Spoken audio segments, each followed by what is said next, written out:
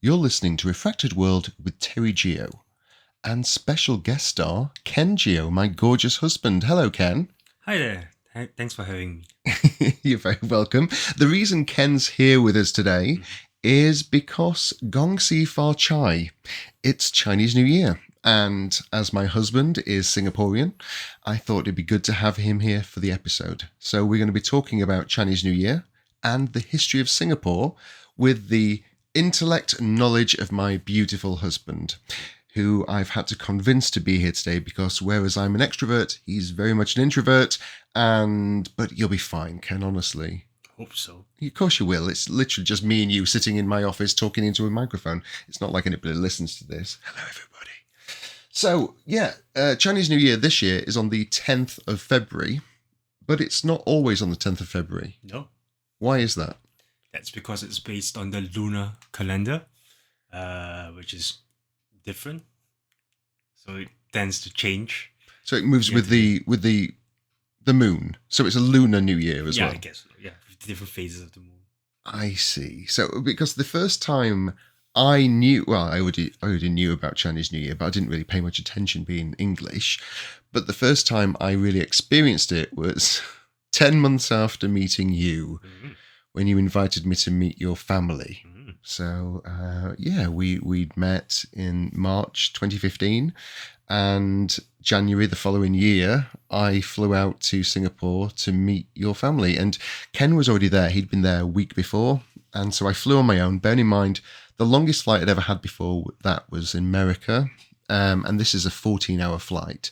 And I was flying on my own, and that was all very weird. And so I get there. I'd not slept on the flight. You picked me up from the airport and drove me straight to your family home. No, we drove off your luggage. Oh, yeah, we dropped off the luggage first. And then I trained you how to say Gong Xi Fa Cai. That's right. He put two mouldy old oranges in my hands just before walking into their apartment and said, right, you need to walk in and say Gong Xi Fa Cai. How is my pronunciation of that, by the way? It's Gong Xi Fa Cai. Gong Xi Fa Cai. Yeah, that's fine. My Chinese is not good. And in fact, I think that's all I know. My Mandarin, sorry. And yeah, so... you know how to say ni hao. Ni hao. Yeah. What is that? Like hello? Hello. Ni hao. Yeah. Only when I'm in Singapore. I always forget when I'm back here. But anyway, yeah. So he thrust these mouldy old oranges in my hands, two of them, and then says, when you walk in, say Gong Xi Fa Cai. So in my head, I'm going Gong Xi Fa Cai, Gong Xi Fa Cai, Gong Xi Fa Cai. And he opens the door for me. I walk straight in, and his entire family are standing up, waiting for me. And I walk in, and I've got these. I'm nervous. I've never been to Asia before. I've never met his family before. And I've got these oranges in my hand, and I just walk forward going, Gong Xi Fa Cai. And his brother shouts out, he's still wearing his shoes. Wearing shoes in an Asian household. And so, yes, I'm really embarrassed and have to take my shoes off before passing these mouldy old oranges. And that was an experience in itself. Yeah. Something to tell the grandkids we'll never have. But I mean, Chinese New Year, is it like Christmas for you? Yeah, exactly. Because basically Chinese New Year is a time for family. In fact, during Chinese New Year's Eve, we have reunion dinner. That's when all the different members of the family all get together, meet up at usually the grandparents' house, and have dinner together.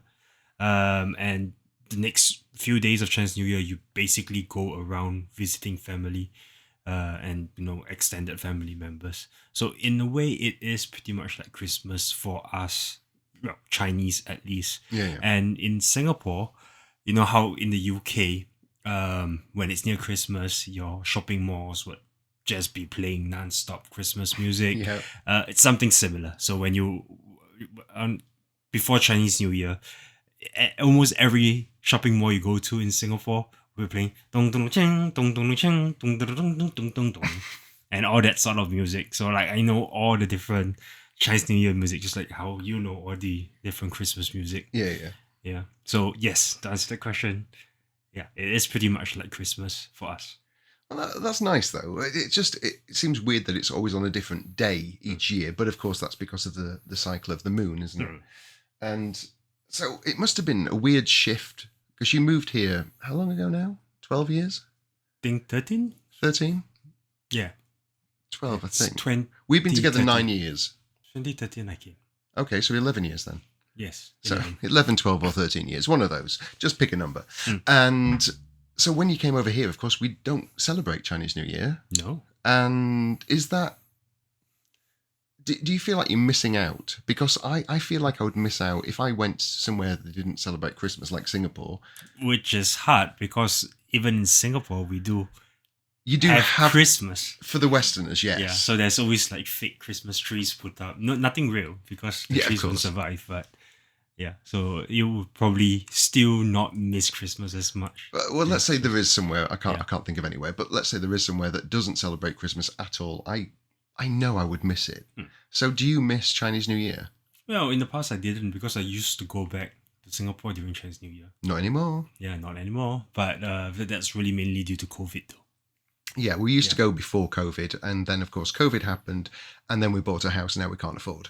So that's why we're not there this year. And but I guess you get used to it basically. I mean, initially, yes, it was that time, but the problem is because Chinese New Year happens at a different time each year, and there's no preempting of it in the UK, meaning like you don't hear any Chinese New Year music. There's no build up of that buying Chinese New Year goodies. Unless someone actually told me about it, I would actually not know when Chinese New Year is. Yeah. So I guess over the past few years, you just you don't miss it as much, more or less because you don't even realize that it has happened because there's no fixed date. And we do celebrate Christmas together, and you do actually like Christmas now. It took you a while because it wasn't something you were ever used to. But so at least we get to celebrate Christmas together. And even I miss not going to Singapore for Chinese New Year because it's nice. I mean, I like the ambience when we're there, but it's not the same as Christmas. You don't exchange presents, and you don't exchange cards. No, exchange money. You exchange money, yes. Which is strange because basically when you're giving red packets to one person and the other person's giving Explain the red packet because we don't understand that over here. No, red packets are basically just envelopes of money. Just that they are red envelopes because red is an auspicious color for the Chinese.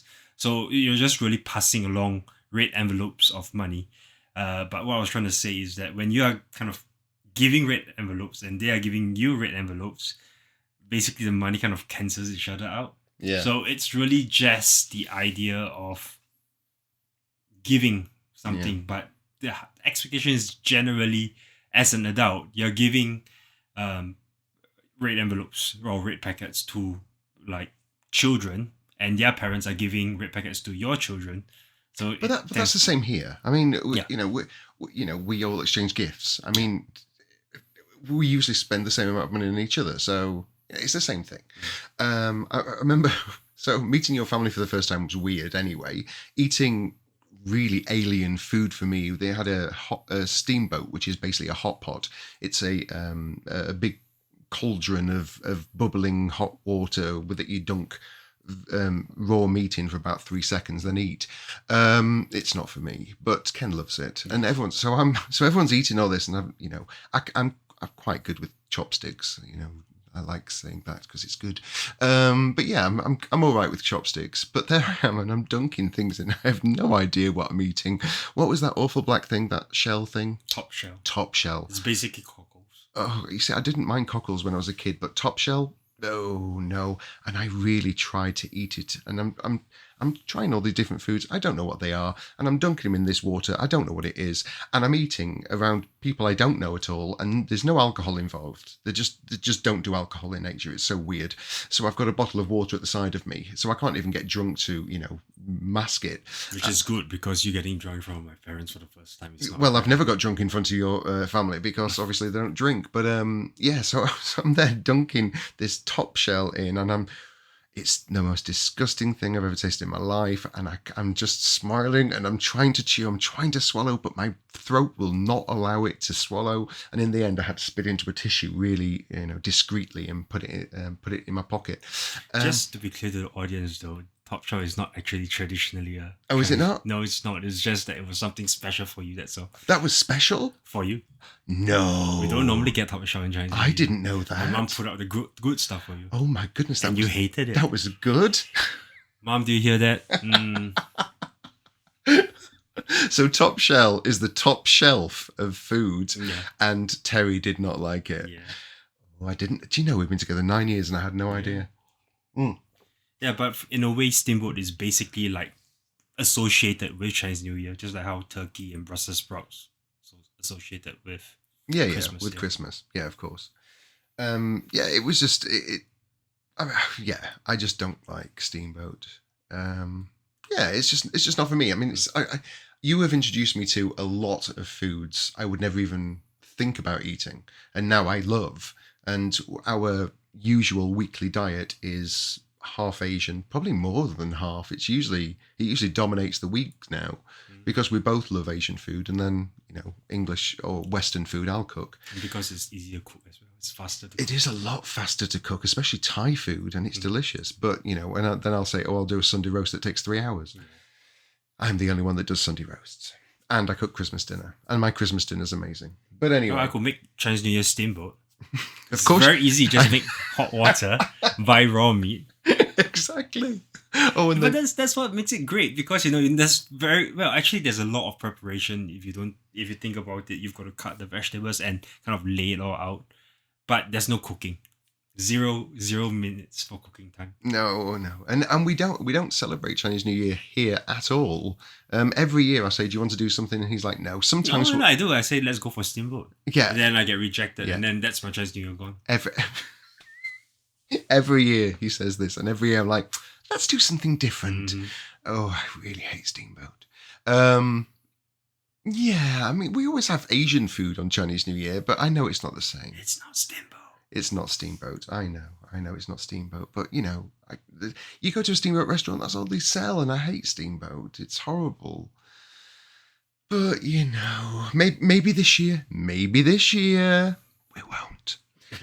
But I mean, it's just different cultures, isn't it? It's we're used to very heavy, weighty meat and potatoes and gravy for our Christmas dinner, and you have Soup and rice. which is very Asian. Anyway, I'm sure our listeners are now very versed in what steamboat is and what you do for Chinese New Year.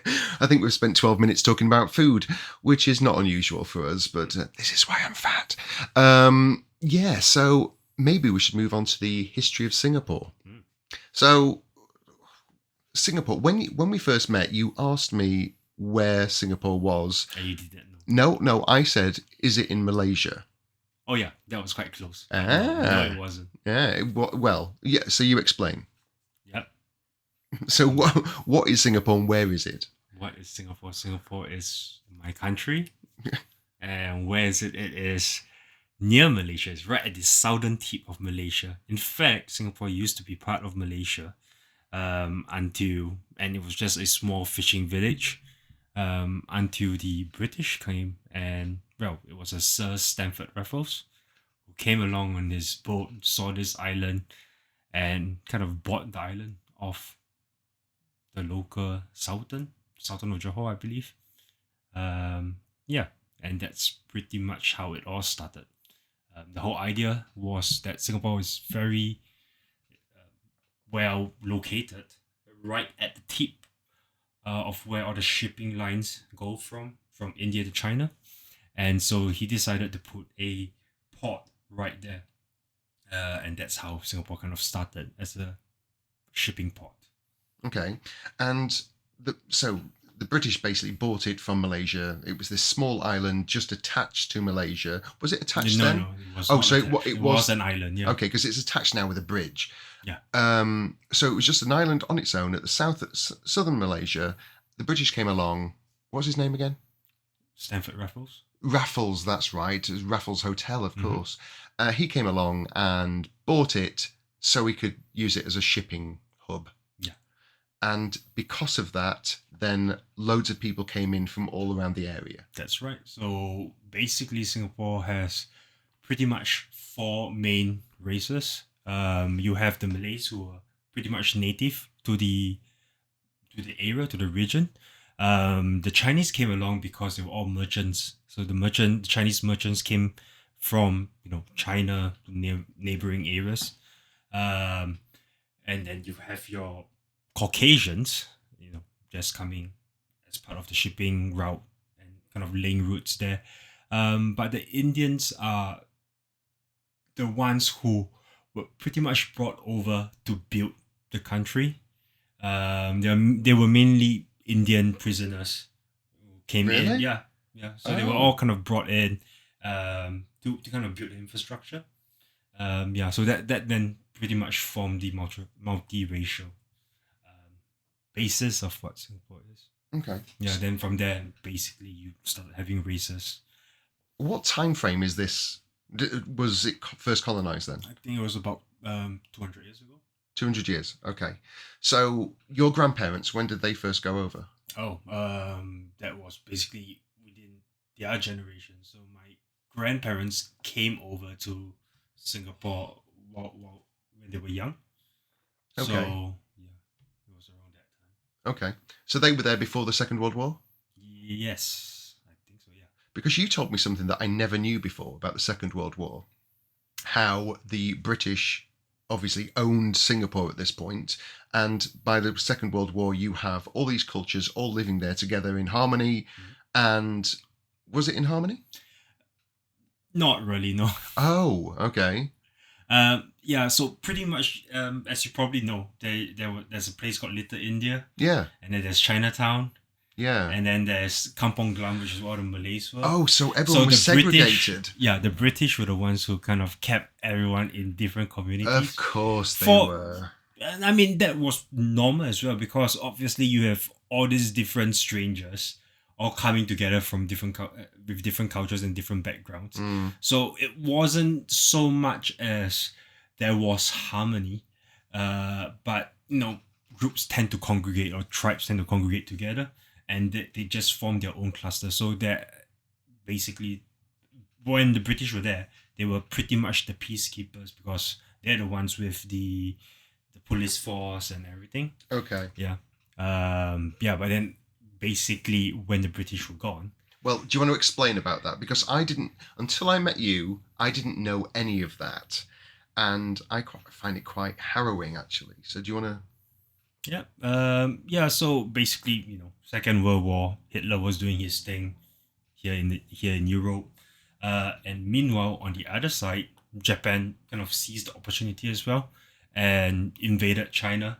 The whole idea here was to kind of secure the whole Southeast Asian region. So they invaded China, moved all the way down to Malaysia, downwards to Singapore. And it was pretty much at this time the Allies were losing, because America hadn't joined the war yet. This is before Pearl Harbor. That's right. So the British pretty much could not enforce most of their overseas colonies anyway, or couldn't really protect it, because they were pretty much fighting for their lives here in the UK. And there was very small, basically British military presence on the island anyway. And the moment the Japanese invaded or crossed over the causeway from Malaysia to to Singapore, within probably weeks, the British signed the surrender. Because they couldn't hold it. They were already trying to hold so much, and they were fighting a war on every front. And so they had to give up Singapore. But of course, what happens is they'd created what Singapore is, and then just left. That's right, because then the British were granted safe passage off the island. All went back. But what was then left were the resistance fighters. So the locals who had joined the local militia to fight against the Japanese, they were stuck there on the island. So what then really happened was there was a lot of, pretty much, let's call it suppression. So there's a lot of people, prisoners of wars, torture, that sort of stuff that you kind of hear a lot about with the Japanese occupation of China. That kind of similarly happened in Singapore as well. I mean, it can't have been. I mean, let's face it, war is not a good time for anybody. But for having the people who built up Singapore and having, the British who actually created all the infrastructure and created everything that it is now to then just leave, and that I can't imagine what it would have been like for the locals of Singapore at the time. Yeah. I mean, I can completely understand why they had to do that with only a small amount of people there in Singapore in the first place. You have this massive army from Japan moving in. You just can't do anything. But the people who are left behind are even harder for them. So after the war, what happened to Singapore? After the war, so that was basically when pretty much all the colonies from the British colonies in Southeast Asia kind of wised up to the whole we can't just rely on others for our own protection. I think Malaysia first declared its independence from Britain in the first place. What, Britain had Malaysia as well? Yeah, as a colony, yeah. Really? Yeah. And at that time, the decision was not to declare our own independence, but just to go with Malaysia. So we kind of joined Malaysia and became part of Malaysia for a brief period of time. Okay. But that also didn't work out. Yeah. Then eventually in 1965, that's when we declared our own independence. August the 9th? Yeah, that's right. 9th of August. See, I know that. It's ingrained in my brain. Mm-hmm. So, next year, then, it will be the 60th anniversary. Yeah. Yeah. Wow. 60th anniversary next year. And so, you gain your independence in 1965. I mean, you obviously weren't born by then. But Singapore gains its independence, is its own... I mean, Singapore isn't big. It's an island the size of Greater London. But it's its own country. So you've now got your independence. You have a governing body, So, what happened with all the races? Yeah, so that was basically when the racial tensions kind of escalated. Oh, really? Yeah, because then now you didn't really have a central gatekeeper. Yeah. Yeah, and that's when we actually had a lot of racial wars, a lot of incidences. I think the big one that happened was when there was a Malay funeral and a Chinese wedding, and basically both of them had possessions. Yeah, basically Right. like marches. Oh, right. Processions. There you go. And basically the paths clashed, Oh, and no. one's a funeral, one's a wedding. No. Yeah, and I think that was, I believe, the kind of like the spark that lit the whole thing, and then there were riots and all of that happening. But I think it was because of that as well that the then Prime Minister then started to focus a lot on racial harmony and integration. And that's really the main reason why, the country is pretty much more united now. We have our own version of English called Singlish, which is basically We'll get to that. Combination. We'll get of to the Singlish. languages. That's I could do a whole episode on Singlish. But that's really good. I mean, obviously, hardships, if you look at anything in life, anything in history, there's always been hardship before the good. But I've been to Singapore many times with you, and it does come across as being a really harmonious place to be. Yeah. It's very multicultural, and there's things for everybody. Exactly. And it's, if you've never been to Singapore, it is pristine, and I mean it's the most pristine place I've ever been in my life.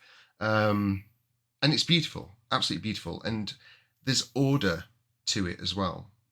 Everyone lives in one side of the island. You've got business in another side. It's basically in thirds, isn't it? Yeah. And then leisure activities in the other. And it's very easy to get around. It's very easy to navigate. Even if you've never been before, it's very easy to find your way to places.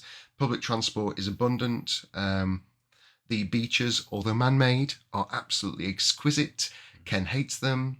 Because they're man-made, but I love them. You'll speak to any Singaporean and they'll go, oh yeah, but they're man-made. It doesn't matter. when you're British and you're used to stony, gritty sand Rock. or rocks in Brighton and overcast weather and sea you can't dip in because it's freezing. You go to Singapore, there's palm trees, there's white sand, there's gorgeous warm water. It doesn't matter if it's man-made or not, it is perfect. But yeah, we all complain about something, and if Singaporeans have to complain that the beach is man-made, so be it. The food in Singapore is just... I won't go back onto food because, yeah, but the food in Singapore really is a highlight. Yeah, it's just amazing. Singapore's brilliant. I could talk about it for ages. And because of where it's located, it is so easy to get to other Asian countries. It's an hour to Bangkok. It's an hour to Bali. It's an hour to... you can drive the car to Malaysia.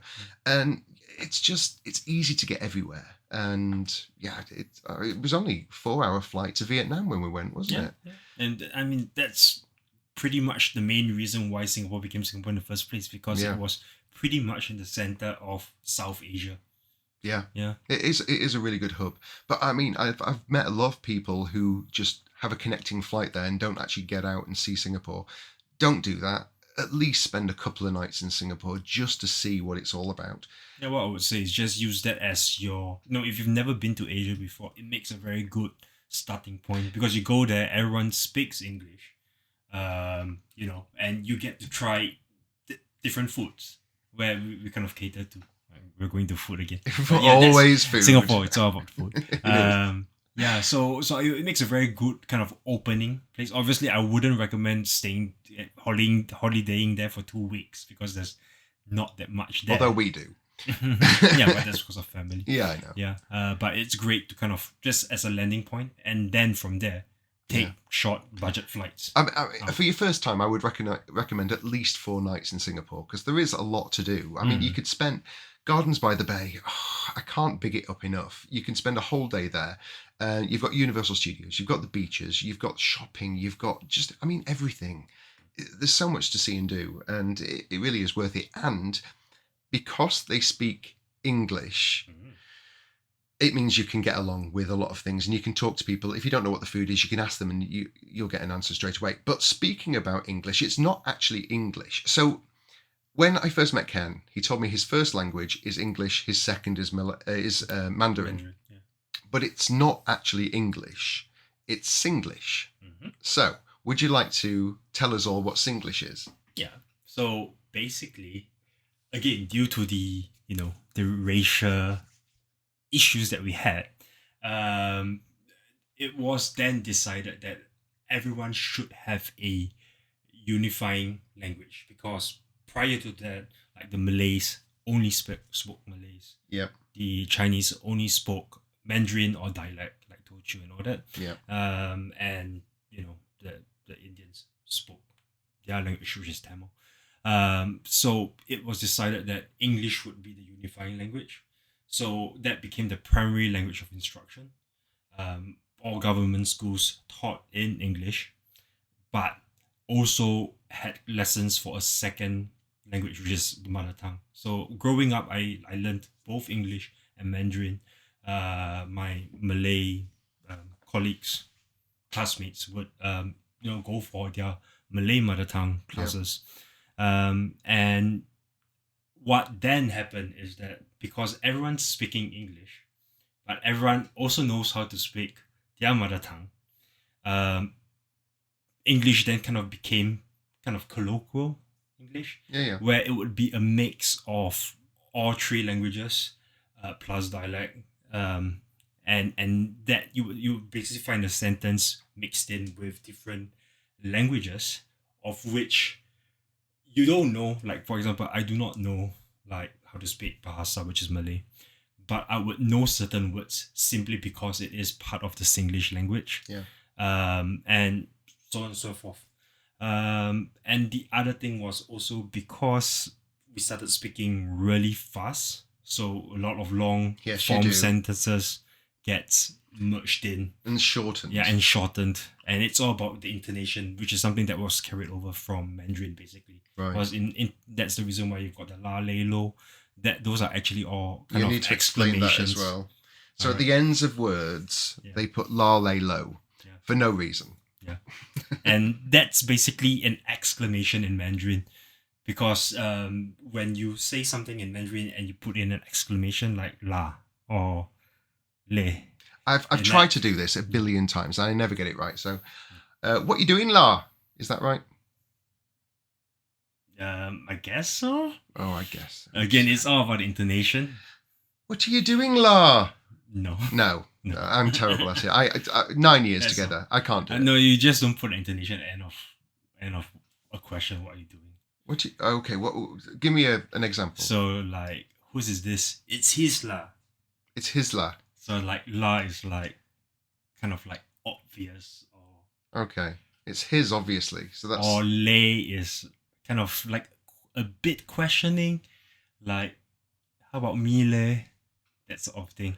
But anyway, yeah. So that just kind of became a punctuation in sentences. I see. Yeah. Now, and so again, I'm there for the first time meeting his family and everyone's talking and he's already told me that their first language is English. So I'm thinking, this is going to be a breeze. I don't need to know Mandarin or anything. And I'm sitting there eating top shell, and that I hated. And everyone's then talking in Singlish. And I have no idea what anybody's saying because it's so fast. Blah, blah, blah, blah, la, lee, lay. And I'm just smiling, thinking, what's going on? He told me everyone spoke English. And that's a strange thing as well, because in the UK, I don't really use Singlish. So No. you don't think about it.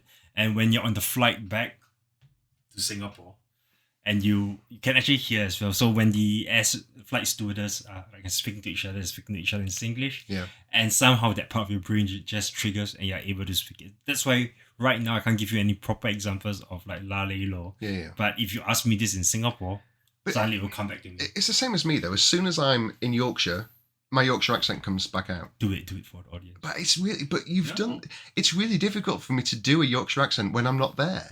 It's so weird. And if I tried to do it now, I'd sound terrible and everyone go, that's not a bloody Yorkshire accent, is it? And that was me trying to do a Yorkshire accent. It was awful. But yeah, when I'm in Yorkshire, I'll speak in a Yorkshire accent. It'll just... When in Rome. When in Rome, indeed. So what was it like growing up in Singapore? Growing up was nice, I guess. I mean, every time we go, Singapore is almost at the equator, and so it's kind of always the same temperature. It's always around 28 degrees Celsius, which is lovely because all the buildings are air conditioned, so you can just go in there and cool down or sit on the beach or by a pool. It's lovely. I mean, it's a tropical island basically in near the equator, so it's you always guaranteed the same weather. So I mean, being in sunshine every single day must be nice. No, because you don't have air conditioning in school. What? Yeah. You must have now. Yeah, now you do, but back when we were in primary, secondary school, there is no air conditioning. Oh my goodness, how could you That's why I concentrate? say it's too hot. Oh my goodness, no. Oh, I couldn't live without aircon over there. It's far too hot. So, okay, I didn't know that. Yeah. No aircon in your school? Yeah. It's only because I take you to all the nice places. Yeah, there. Well, of course you take me to all the nice places. Yeah. I don't go to nasty places. So, yeah, it is very hot and very humid. Oh, okay. Yeah, that won't have been nice. Yeah, but I mean, as a tourist, you wouldn't. All the tourist areas are all air conditioned. So You're not selling Singapore here. You know, you're not. no, I'm not for a selling tour- Singapore to live in, but it's a great place to visit because there's aircon everywhere where you visit. Just so everybody knows, he doesn't work for the tourist board in Singapore. Although everyone in Singapore does have this need to defend the country all the time. Yeah, it's a great country. We Brits don't usually have that, but it is a nice country. I always think of Singapore as my second home because of you and because I have family there now and because we've been so often. And there is something familiar about Singapore, even though it's so very different as well. Mm-hmm. The only thing I don't like about Singapore are the gay rights, of which, well, when I met you, there wasn't any. Because when I met Ken, it was still illegal to be gay in Singapore. And that made it difficult for me because I always said I wouldn't go to a country that didn't have gay rights, because why would I go somewhere where I'm not welcome and in the eyes of the law I'm not allowed to be? But then, of course, I met and fell in love with Ken, and I went over to his home, but I never felt comfortable there because, even now when we go, so in 2022, they finally decriminalized only gay men, because it was never illegal for women to be together, just like it wasn't over here. Yeah, but just to be clear, it was purely a anti-sodomy law, which was something that we kind of picked up from the British in the first place. That's the main reason. It's just an anti-sodomy I law. understand that it came from the British, but it doesn't mean you had to keep it. Yeah, it's just the way it is. It basically was there. It has been there and hasn't gone away, just really due to cultural acceptance. I mean, personally, growing up, I never felt like I was in danger of being arrested just because I was gay or just because I practiced sodomy. That was never a thing growing up at all, because that law was never ever enforced. It was pretty much just an artifact that could not be removed, mainly due to religious resistance to it. So that's pretty much it. It's just more of a cultural acceptance thing. So I felt uncomfortable because I wasn't sure if it was culturally accepted, but not because it was criminal. But I mean, the UK decriminalised homosexuality in 1967. I mean, Singapore was founded in 1965, and I know it was just carried on from colonial era, but you could see what happened over here with a new country, and it could have been decriminalised. But anyway, it wasn't.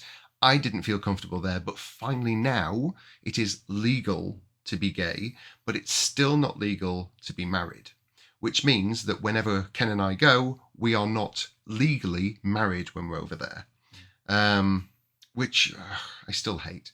But there's nothing we can do about it at the moment. Progress. It's progress, but it's very slow progress.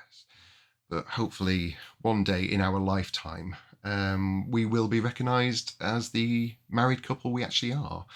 But I've never felt I've never felt uncomfortable in Singapore. Yeah. I will always be me, and we hold hands on the beach and we kiss and things like that, just like all couples do. And I've never felt uncomfortable in Singapore or in Thailand, actually, or Bali. I mean, even though it's illegal in most of the, I think it's only Taiwan and Singapore now that's decriminalised it. But it's not enforced in most of the countries. Right. And that's the thing as well, because I was really worried about so-called coming out properly to friends. So not just family, but to friends, like colleagues and all that. And I was very surprised and moved by the fact that those were just internal wars that I had. I thought that it was not accepted. Yeah. But when people saw us for the first time on Facebook, the amount of congratulations that I got from colleagues, from friends, that was really I am the reason Ken came out, by the way, because I am gay. I didn't choose this life. This is who I am. I will not hide who I am. And Ken was the exact opposite when I met him. But through me, we both gave each other confidence in different things. And I gave him the confidence to be who he is. And so... And I taught him Gong Xi Fa Cai. And he gave me some mouldy oranges and taught me how to say Gong Xi Fa Cai incorrectly. But that is the reason you came to UK in the first place, wasn't it? Yes, in a way, yes. So I was kind of drawn to the whole more openness of, the Western countries. And just felt that I could be myself in the UK, and so that's why I came over. Yeah. I mean, UK is not the most perfect of countries, but at least we have more rights in place than some other places. It's okay lah. Okay lah. Right, well, we've been talking I think this is in fact I know it's the longest podcast episode I've done. Well, thank you. Two for the price of one, you see. Two for the price of one. Yeah, exactly. Thank you so much for joining me today, my dear husband. I will make dinner tonight as penance. Yep. But it wasn't too bad, was it? Yeah, it's all right. Yes, thank you. And Gong Xi Fa Cai. Happy Chinese New Year to everyone. And I hope you enjoyed this episode. And I hope you join me again for the next one. Is that a Chinese New Year song? Just to run.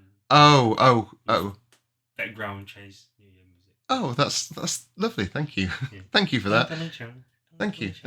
And until next time, I will. I don't know what I'm saying now. Well,